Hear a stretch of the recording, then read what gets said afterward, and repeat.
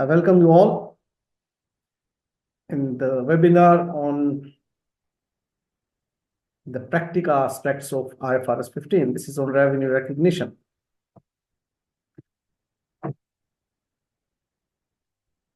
Just if someone can confirm me that I'm audible and you can see the screen clear. Anyone among the participants? Or the admin, if you can tell me. I trust you can hear me well. Okay. So this is revenue recognition, one of the most important and most applicable standards in financial reporting. We'll be discussing today its practical aspects. So the core principle of IFRS 15 is based on the 5 steps model, which is the contract. Number 2, identifying the performance obligation. Number 3, to determine the transaction price. Number 4, the transaction price that we have determined, allocate that transaction price to the performance obligations. And then finally, to recognize the revenue.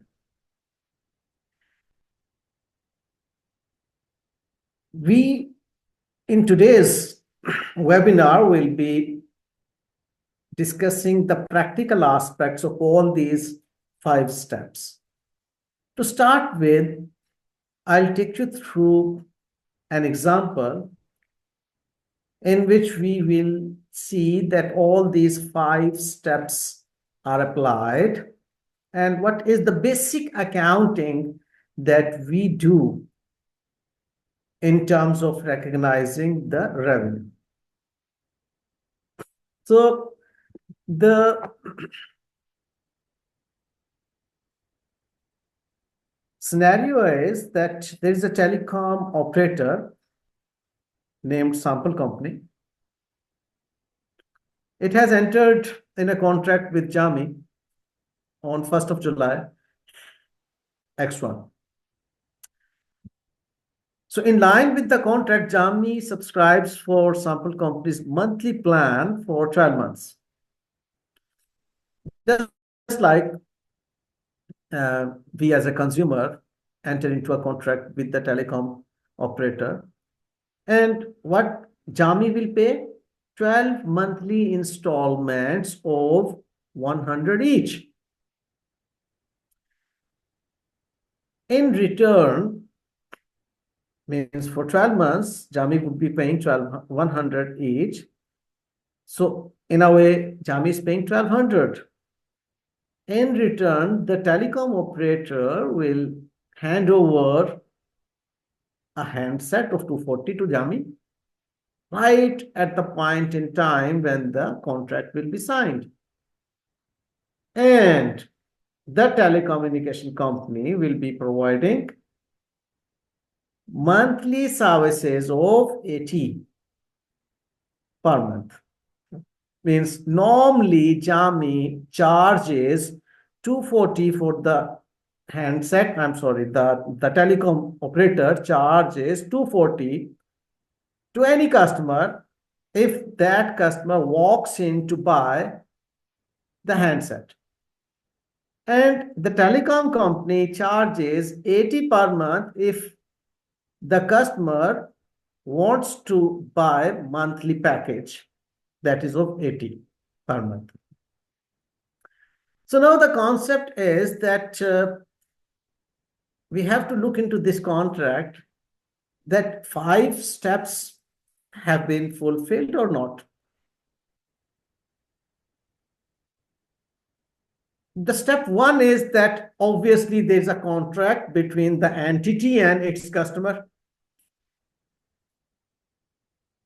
which is a written contract, and there's a clarity about the rights and obligations of each party in that contract. Contract is there. We have identified. The second step is that what is the performance obligation in that contract? So we see that the entity, which is the telecom operator sample company, is obliged to deliver two promises. One, handset, and the second is network services. So these are the two performance obligations. Then step 3, that we have to determine the transaction price of the whole contract. That is obviously monthly, 100 will be paid. In total, 1200 is the transaction price. The fourth one is that we have to allocate that transaction price in the two performance obligations. For this, as this is the most simple scenario, therefore, the standalone price is exactly the same. The sum of the standalone price is exactly the same that the customer will be paying over the 12 months period. Therefore, the allocation is straightforward. That 960, which is like 12 times 80 gives 960 and 240. Yeah, Namita, you want to say something? You raise the hand.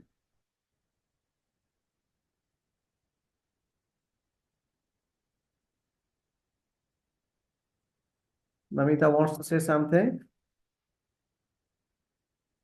Okay, if not, let me proceed.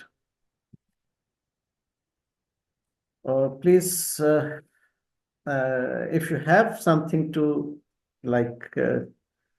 in a way participate, please feel free. Otherwise, please don't disturb by raising the hand.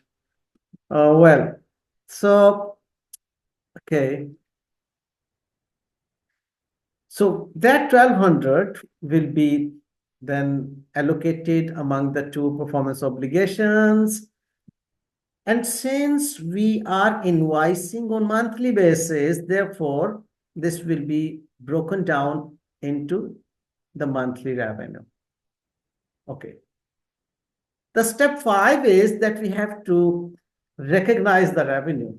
So how this revenue will be recognized, this is something very important. Now, network services will be provided after each month, and the invoice will be raised, whereas the handset is handed over to the customer right away at the time of signing the contract. But remember, at the time of signing of the contract, the entity is not issuing invoice. Very important point. So what accounting effect we will see for all this financial information? Number 1, upon signing of the contract, means on 1st of July, the contract was signed on 1st of July. And the reporting date is 31st of December. In a way, 6 months will be falling in this reporting period, and the next 6 months would be falling in the next reporting year. So we are concerned with this reporting year, which is ending on 31st December X1.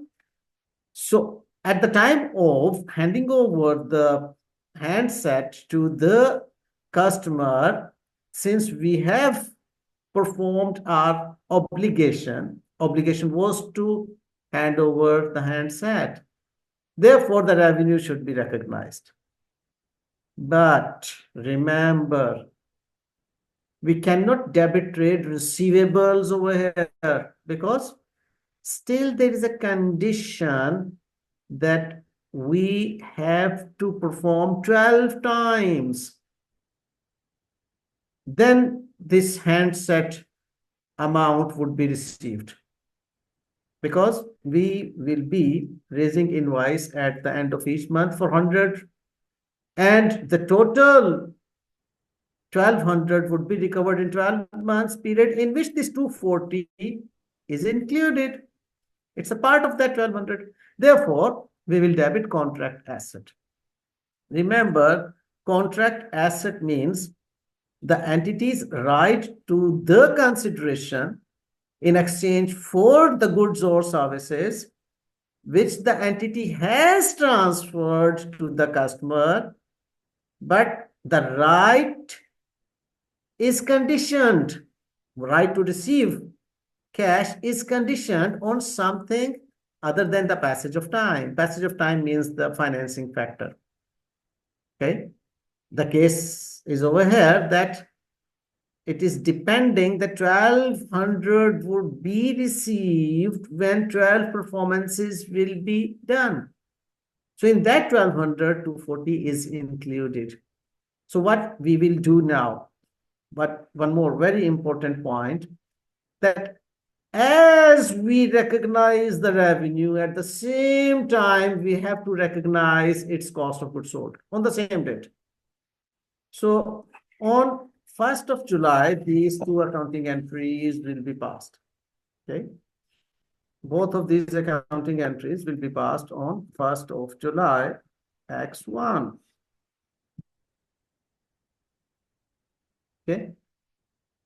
Then comes 31st of July, X1, the month end. At the month end, the entity has unconditioned right to receive 100 only. Therefore, 100 will be debited to the trade receivable. And at this point in time, the entity has performed for 1 month's network services. Therefore, 1 month's network services 80 will be credited as our income. And now, interestingly, this contract asset will be amortized because we will establish the right to receive this 240 over the 12 months period. So that 12 months period means we will be having unconditional right to receive 20 each month against this 240. So this contract asset will be amortized over the 12 months and ultimately it will be reduced to 0. By the way, at the end of 6 months period, okay, here I have given the definition of trade receivable, which is like entity's right to the consideration in exchange of the goods or services which the entity has transferred to the customer, and the right is unconditioned to receive the cash. So that's why we are giving debit to the trade receivable over here for 100. Well, so the statement of profit loss will be at the end of the reporting period, means 6 months were falling in this period. So straightforward 240 income we have recognized, and 6 months equivalent network services times 80, 480 would be recognized as our income. And the contract asset 240 minus 6 times 20, which has been amortized in the 6 months period. This contract asset will be reduced to 120 now as an asset. It will be appearing obviously in the current assets. And supposedly this 100 is still receivable at the end of each month.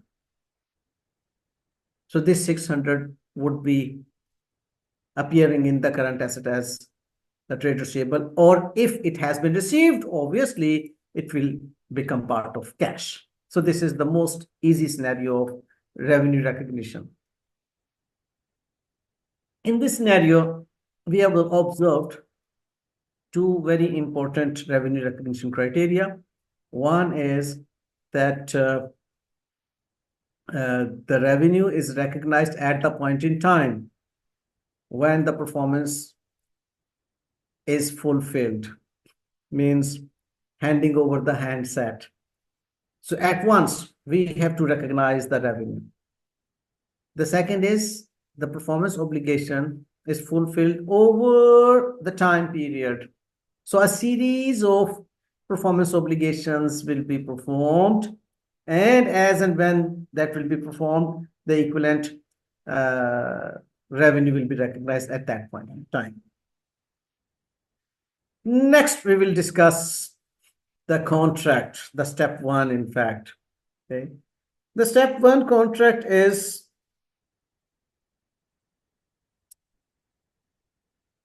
talking about a very interesting concept. In this scenario, you'll see that we have a contract in which the entity has agreed on 1st March 2020 to deliver 5 cutting machines. So when we have agreed to deliver 5 cutting machines, it means we have entered the contract. The entity, the legal department of the entity raise an objection on the agreement, that this agreement is not fulfilling the commercial aspects of the contract. Therefore, there's a flaw. And supposedly, each party's rights are not well defined in that contract. But even then, the entity on 31st March delivered the goods to its customer, and these were accepted by the customer on 31st of March 2020. After 10 days, what we see that the customer has paid full, and such payment is non-refundable. And still you can say the legal department is not satisfied about the contract. What the accountant will do? At what point in time? On which date the accountant will be recognizing the revenue? So the thing is, on 31st March, when the goods will be delivered, we will debit contract asset and credit inventory, because we have to recognize the issuance of inventory at that point in time. But remember, this is not the date when we can recognize the revenue. Therefore, we cannot charge this to the cost of goods sold. As I have already told you, that cost of goods sold will be charged or will be debited when the sales revenue, on the same date when the sales revenue would be credited. Therefore, at this point in time, the inventory we have to credit because the goods have been issued, and the cost, the debit would be given to the contract asset, because still there is a condition. In this case, the condition is that revenue cannot be recognized unless the cash has been received in full and such cash is non-refundable. So on 10th of April, we have fulfilled that condition. Therefore, on 10th of April, when we will be receiving cash, the sales revenue would be recognized. And on the same date, the cost of goods sold will be recognized by giving credit to this contract asset. So contract asset would be vanished on that date, would be credited. Okay. So this was the scenario where we see that if cash is received and it is non-refundable, then we can. Okay, then comes another very interesting scenario about the collection of cash. If it is probable that cash would not be collected from the customer, then to that extent, we cannot recognize revenue. Scenario is On 1st of January 20X1, sample company sold goods to the customer for 100,000 at 5% settlement discount. And the concept is that that 5% settlement discount will be offered if the customer pays within 10 days. Okay, 5, 10, net 30, that type of settlement term. So based on the past experience, it is highly probable that the customer will pay before 10th day. Because this is an old customer and history says that he always avails this discount. So what is the probability that we, the entity, would not be able to collect the 5%? Therefore, on the very first day, 1st of January X1, the debtors will be debited with the 95% that we can have a probability of recoverability from the customer. And the sales revenue would be credited with 95,000. This is very interesting. So we would not be recognizing the settlement discount in this case. Okay. Then comes the combination of contract.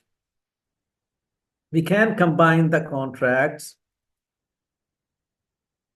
if certain conditions are met. For example, if the contract which is negotiated with the customer, more than one contract, those contracts are negotiated with a single commercial objective. So in this scenario, we see that sample company enters into two separate agreements or contracts with the customer alpha. Agreement 1 is to deliver 10,000 bricks for 100,000, and the second agreement is to build a boundary wall. So the commercial objective is one, to build the boundary wall, because the customer will do nothing with those bricks. Those bricks were in fact purchased to build a wall. So you are the entity who is supplying bricks, and you are the entity who will be building the wall. So ultimate commercial objective is to build the wall. And the second thing is bricks are not distinct. If one of the contract is mentioning the good or service which is not distinct, means the customer cannot use that independent of any existing device. Okay, that would not be termed as distinct performance obligation. So this performance obligation is not distinct because customer can do nothing with the bricks only. The motive is to build wall. And the third condition is that the price of the two agreements is interdependent. So when my customer is asking for the bricks and to construct wall, obviously I'll be giving some sort of discount or charging one thing high and the other low just to compensate the customer. So having said this, we can combine the contract. By the way, for the distinct performance obligation, it is sold to the customer as a distinct product and it is used by the customer independently or along with the existing device or the product or item that is distinct. Okay. Supposedly, if you are selling a car, you are selling engine and body to the customer. The customer cannot divide it into two, because the body, the customer cannot use that body apart from like the engine. So it has to be used in one. But if the vendor or the company, the entity is selling engines only, and the customer is buying engine only because that engine will be used in the car, which is second hand. Okay. So in that case, the engine will be a distinct performance obligation. So there is a detailed scenario, in fact, on combining the contracts. I'll just take you through quickly on it because it is a little detailed scenario. In this detailed scenario, what we see that sample company, who is a garment trader, enter into a contract with King Hat to deliver 300 white scarves for total price of 600,000. Means the scarf price is 2,000 per scarf. Due to necessary preparation work, the King Hat agrees to deliver scarves in 3 separate deliveries during the forthcoming 3 months. Okay. And 100 scarves in each delivery would be the package. And King Hat takes control over the scarf at delivery. After the first delivery is made, King Hats and sample company, they amend the contract. Sample company will supply 200 additional scarves, means in total 300 plus 200, 500 scarves would be. So in the first contract, there were 300 scarves. In the second contract, there are 200 scarves. Okay. How should sample company, you are the entity sample company which has delivered scarves to King Hat. So how the sample company would be recognizing its revenue? Scenario 1, the price of the additional 200 scarf was agreed at 388, being 1940 per scarf. Earlier was 2000. So since the order is now big, so it is the policy of the sample company that whenever the order is big, the price gets little discounted. So in this case, that little discount is 3%.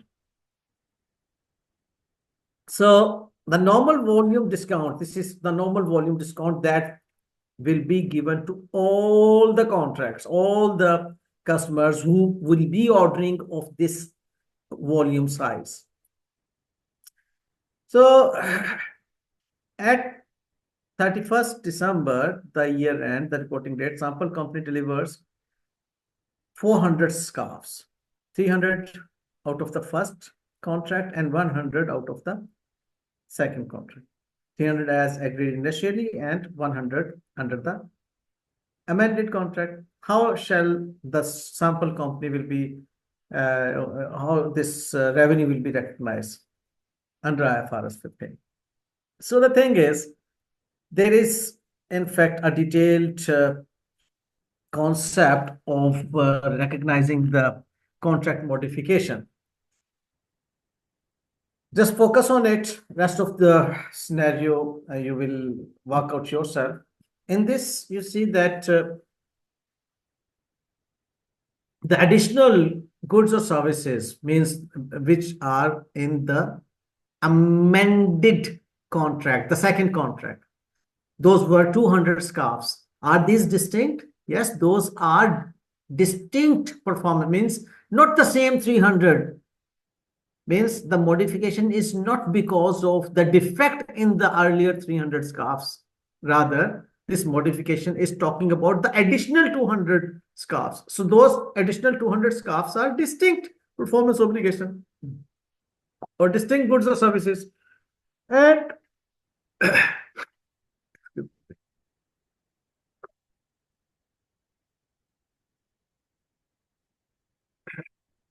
excuse me. So the goods or services are distinct, 200. And does the consideration for added goods or services reflect their standalone price? Yes. They are having their standalone price, which is 3% discounted.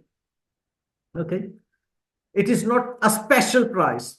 So if it is distinct and the price is standalone, then this modification will be considered as a separate contract. Okay. But if we see that the modification is because of some defect or because of some sort of like penalty or something, like the delivery was not up to the mark, then what we see, it would not be taken as a separate contract, rather it will be taken as a catch-up adjustment within the old contract. And if it is like goods are distinct 200, but the price is too low or too high, not the standard price, then what we will do? We will terminate the old contract of 300 scarves and add the 200 scarves price, which is like supposedly too low in the price of the remaining undelivered scarves, it to create a new contract. In this case, the revenue is allocated to the new contract or remaining performance obligation, which is the consideration from the old contract not yet delivered, plus the consideration in the contract which is modified. So it is like the criteria that we follow to recognize the modification. So based on this, there are detailed scenarios, and their accounting treatment is altogether mentioned here. Because of the shortage of time, I am sorry, I cannot like discuss all these scenarios with you, but like I have provided all the details in this presentation, which will be shared obviously with all the participants, and they can work out on their own. Okay. Well, so this is a detailed like scenario for contract modification. Well, there is one more scenario about the contract modification, which is also very interesting and simple. This is the simple one. There are 100 apartments in the building. Sample company is the owner of the building who has leased an apartment to a customer in that building. Supposedly, you are the owner of the building and you have leased apartments to the tenants, okay?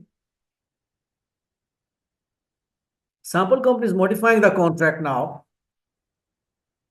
after 6 months. For the next 6 months, that internet will be additional service with incremental charge of 5,000 for the remaining period. So this is a modification in the contract for the remaining 6 months period. The second modification is increase in the rent of 5,000 because of the security services which were not earlier provided. Now you see the performance obligation from, especially if you are the landlord, you are the owner of the building, you are the entity who is to recognize revenue. So earlier what was happening? You were recognizing the revenue equivalent to the rental only. Now you are putting, after 6 months, internet charges also, which is like 5,000. So those internet charges will be like internet services, first of all, will be a distinct performance obligation. Yes, this is distinct. And is this 5,000 a standalone price which is existing in the market? Yes, it is a standalone price. Therefore, the contract for internet services would be termed as a separate contract. Whereas the second modification, which is about the increase in rent because of the watchman services. Remember, in that building, there are 100 apartments. And one watchman or the watchman services would be there now. We cannot distinct that service to one single apartment. Okay. So if this is the case, or if even you can distinguish that it is a watchman service that we can distinct, you cannot determine the price which is standalone in the market for each building apartment. Okay. So for that case, what we will do, we will be like terminating the old contract and adding this service charges into their services, the earlier revenue, whatever that was, and we'll create a new contract. So this is a scenario for contract modification. Next is the performance obligation. So remember, when we say performance obligation, this performance obligation could be implicit or explicit. Explicit means which is categorically mentioned in the contract, and implicit means which is understood. So there are three scenarios in this, like the contract with client A, in which your entity, which is the sample company, promises to deliver 10 cleaning machines for a total price of 200,000. And the contract with the client A contains a clause about free repair and maintenance services for the 2 years after purchase. So it means in this 200,000, your entity will be providing not only the machine, but the 2 years maintenance service also. So it means what? It is carrying two performance obligations, okay, which are explicit. In this contract B, where you would be delivering 5 cleaning machines for total price of 100,000, there's no warranty which is promised in the contract. However, sample company is well known for its perfect customer services and providing 1 year free repair services in the past. There is a history that it will be providing services to the customer, although not written in the contract. So it is implicit, understood. A valid expectation is arising at the part of the customer that the entity will be performing as to the free services. So the entity will be having two performance obligations: machine, delivery of machine, and the services. And the third one, in which the contract C, in which the entity promises to deliver 50 cleaning machines for a total price of 1 million. No warranty is promised in the contract, and sample company usually does not provide any free services in the country of the client C. However, after the contract is signed, sample company offers free maintenance service to the client C as a bonus for big order. So this is altogether a different scenario. Your company is offering, after the contract has been written and the machines have been delivered, it's saying, okay, please come on, we will give you some free services as a bonus. So now question arises, would it be termed as explicit or implicit? Obviously, it is not explicit since it is not written in the contract. Would it be considered as implicit? No. Implicit means which was understood, for which the customer had a valid expectation that it would be served like this. Both is not there. So what type of this accounting we would be doing? Remember, this is very interesting point to understand. In this year, you have earned revenue. Okay. Any loss that you will sustain in the future period because of the earnings that you made in this current year should be recognized against the same revenue in the same current year as a loss along with a provision for such loss. So it comes under IAS 37.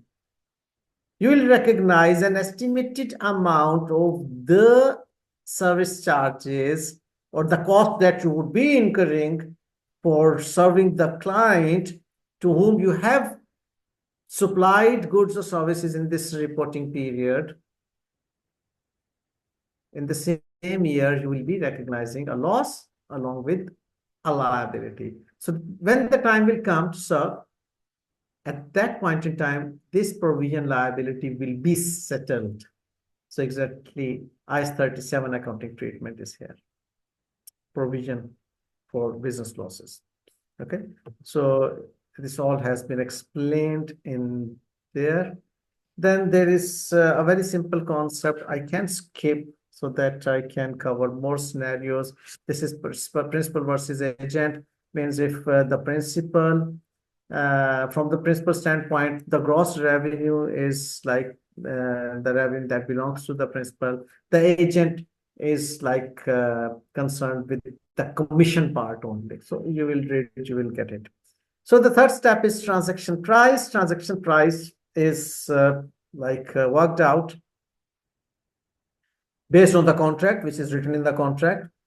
So what we see that in the contract, when we determine the transaction price, there could be some fixed transaction price or variable transaction price. Here I'll talk about the variable part, because fixed is something which is determined and you can calculate easily. Variable part is the amount which you don't know exactly how much, but you have to put in your accounting entry. So supposedly if there is a scenario in which like you had a contract to build a rig and the invoice was of like 100,000 for construction of that rig. But if that work is not completed within time, there would be a penalty of 20,000. Means you would be getting 80,000. So you don't know at this point in time that how much revenue you would be able to collect. So there's a variability factor here. How to work it out? Sample company has built similar oil rigs before, and there are 90% chance that the oil rig will be completed on time. They will not be delayed. 90%. So it means there is a 10% probability that sample company would be able to recover 80,000, means 20,000 will be subtracted as penalty. And there is 90% probability that it would be receiving 100,000. So what is most likely? If 1% of probability is closer to 100%, it means it is most likely. Very simple definition. So it is most likely that the entity would be able to recognize, to collect 100,000. Therefore, the most likely method is a better prediction for the amount. So on that reason, entity will be recognizing 100,000 full amount. Means this variability factor will be ending up at 100% revenue recognition for the amount. Now you see the other is expected value. There are in fact two estimations based on the most likely scenario and expected value scenario. So based on expected value scenario, what we see that sample company in this scenario had a contract to build an asset of 1 million. The terms of the contract include a penalty of 100,000 in the construction is not completed within 3 months. Means there would be a penalty of 100,000. And ultimately the entity would be getting 900,000. Means the 90%, 10% would be taken as a penalty. So what is the probability? There's 40% probability of completing the contract on time and 60% probability that will be completed after the delay of 3 months period. So now it is far away from, both percentages are far away from 100%. So we cannot put most likely method over here. Here we will be using expected value method. So we'll calculate either like in two ways, either of the two ways. Either we can say there's a 40% probability that the entity will be receiving full amount, 1 million, and 60% probability that the entity will be receiving 900,000. So 40% and 60% of these two will be 940. Or you can calculate alternatively as in any case, the entity will be receiving 900,000. This is the fixed transaction price that entity will receive. And the variability is to the extent of penalty. May or may. If it will complete in time, the 40% probability that it will be able to receive this. So exactly you will get the same result. Okay. Wonderful. Volume discount. Again, there is a probability factor which works over here that volume discount is worked out. I'll take you through another example of yeah, this is more interesting, and you'll find a good knowledge of accounting entries in this scenario, which is right to return. Okay? Means you have sold goods and the customer has a right to return those goods back to the entity. How to recognize this scenario? Supposedly you have sold 100 toy phones of 100 each, and the toy phone costs 70 each. This is your cost, and selling price is 100. You made an estimate based on the history that 10 toy phones will be returned. So it means that you would not be able to recover the price of those 10 toy phones. Then you should not recognize the revenue equivalent to those 10 toy phones. So there are two things in this.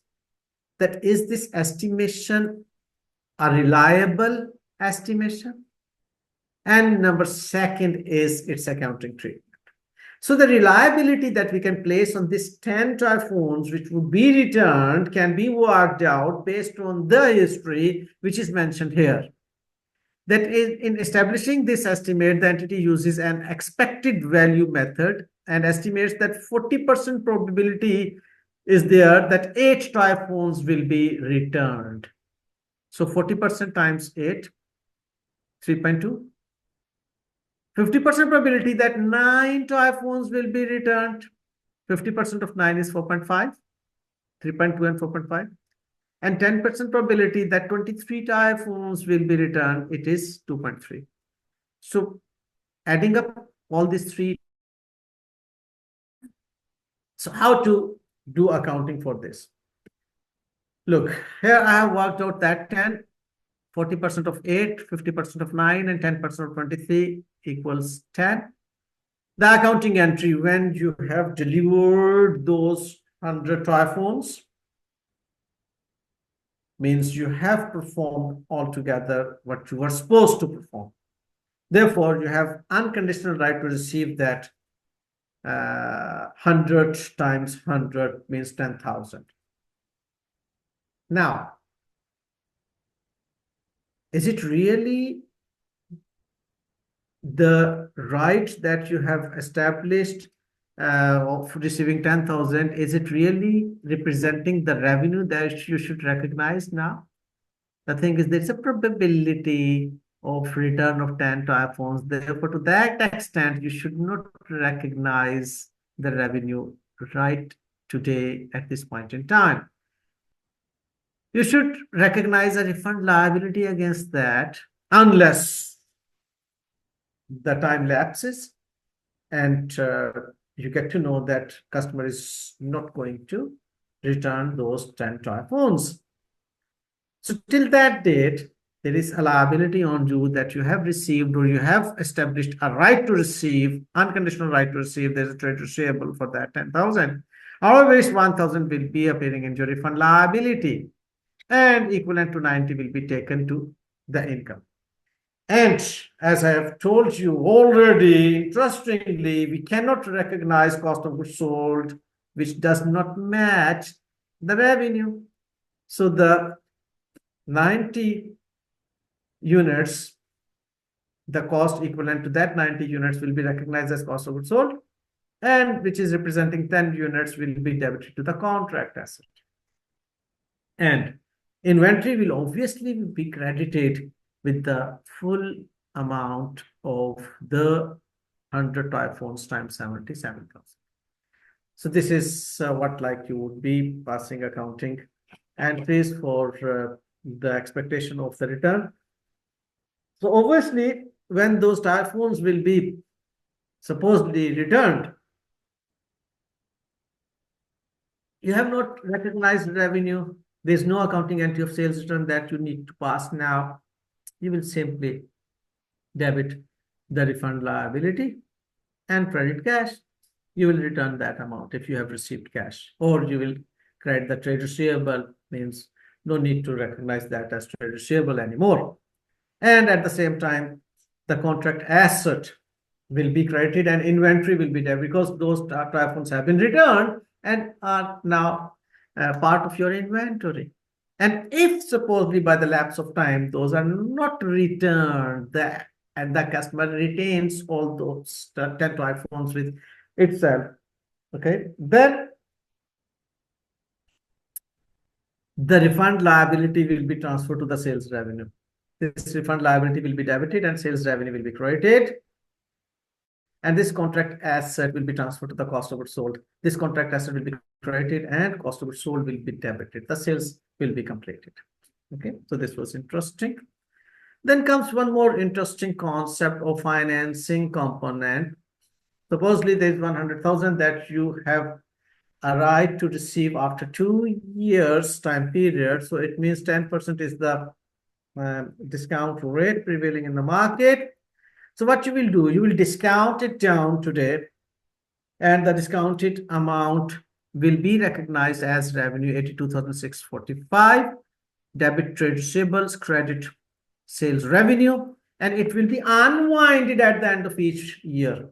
So that by the end of year 2, it will again reach to 100,000 that your entity will be receiving from the customer. Okay, I'll take you through few more scenarios. This discount rate is very interesting scenario, but like I'm just I had two in fact options with me while developing the PowerPoint slides for you, or this lecture material for you.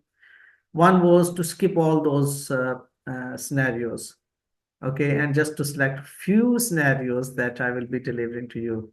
And the second was to keep these scenarios in the presentation so that you could have approach to those scenarios and you can learn on yourself.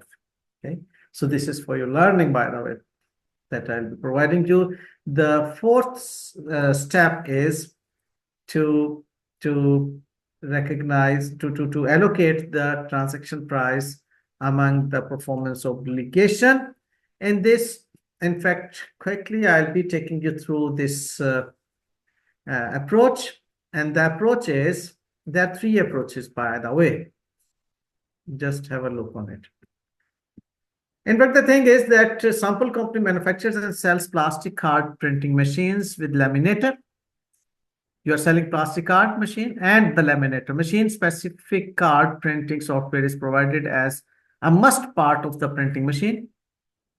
Sample company also sells plastic cards imported from Thailand. Sample company agreed to supply the following to Proud Learners, a countrywide school network: 15 card printing machines available in ready stock, and 8 laminators who would require 30 days to deliver.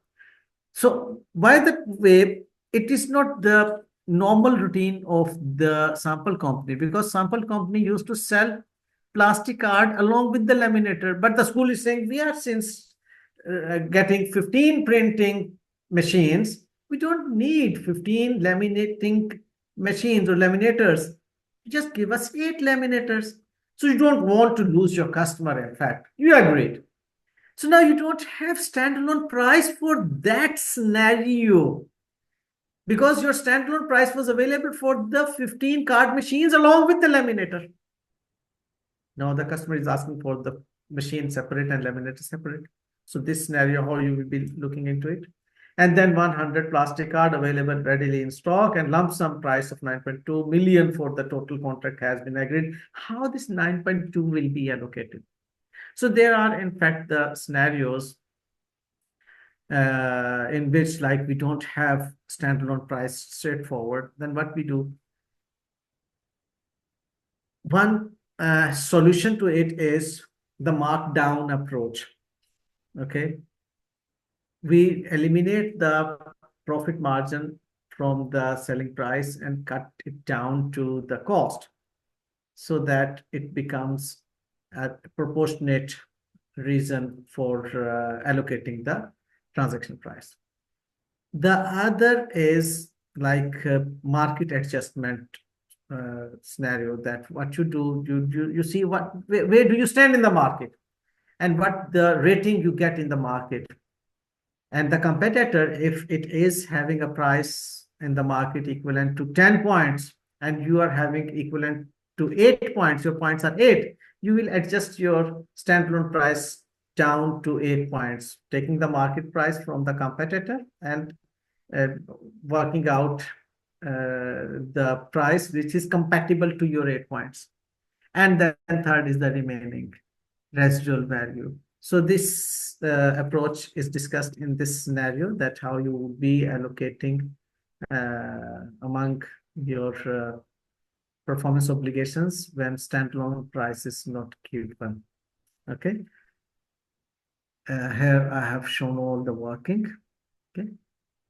For the printing machines, for the laminators, and for the plastic cards. All right. And then it is about the bundle discount. Supposedly, there are 3 performance obligations, A, B, and C. And in these 3 performance obligations, you see that there are 3 standalone prices. The sum of those 3 is 10,000. But you have agreed with your customer for a 1,000 discount, so that your customer will be paying 9,000. So when your customer will be paying 9,000, it means 1,000 should be allocated among the 3. That you are saying product A will not be discounted. Like this, product A would not be discounted. Look, this is the scenario where you would be allocating this 1,000 among the 3 in the standalone price. So this is the simple thing. I'm talking about this scenario. You're saying that product A will not be discounted. It will be charged equivalent to 3,000 because you don't want to be known in the market that product A is being sold at discount. Yes, I can allocate this discount to product B and C. So what you will do, A will remain equivalent to 3,000. For B and C, you have 4.5 and 2.5 standalone price as the base. In this ratio, 4.5 by 7 means 4.5 plus 2.5 equals 7.